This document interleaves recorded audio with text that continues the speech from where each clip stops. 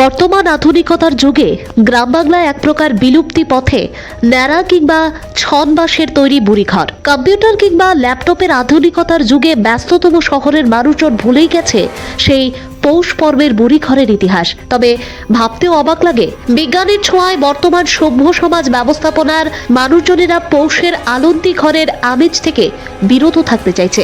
তবে একটু পেছনে তাকালে দেখা যায়, পূর্বে যেমন বুড়িঘর তৈরির ধুম ছিল গ্রামেগঞ্জে, ঠিক তেমনি বুড়িঘর তৈরির প্রচলন বিদ্যমান। অন্যদিকে শহরাঞ্চলে যেমন বিশুদ্ধ বায়ুর অভাব, ঠিক তেমনি গ্রামাঞ্চলে পৌষের চিরাচরিত রীতিনীতি ভুলতে বসেছে শহরবাসীরা। শহরের আশপাশ এলাকায় প্রত্যক্ষ করা যায় না ন্যাড়া কিংবা ছনবাঁশের তৈরি বুড়িঘর, কিন্তু শহরের উঠতি বয়সের যুবা যুবতীরা আধুনিকতার ফ্যান্টাসি দিয়ে ঘর তৈরি করে বনভোজনে মাতোয়ারা হয়ে ওঠে। কিন্তু গ্রাম বাংলার ইতিহাসে এমন চিত্র প্রত্যক্ষ করা যায় না।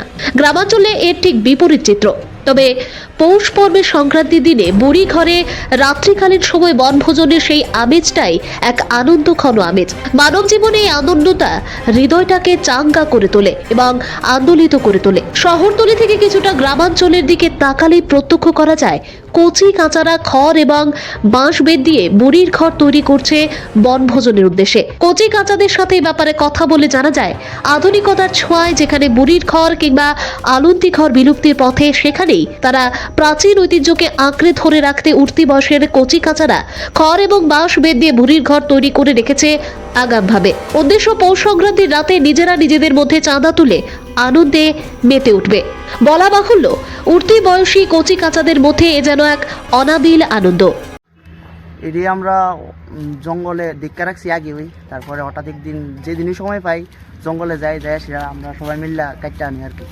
বাঁশ টাস সব কিছু বাঁশ মনে করেন আমরা পাড়ার প্রতিবেশীরা হেল্প করছে, তারা একটা একটা বাঁশ দিছে, তো এমনি এমনি জোগাড় করছে আর কি।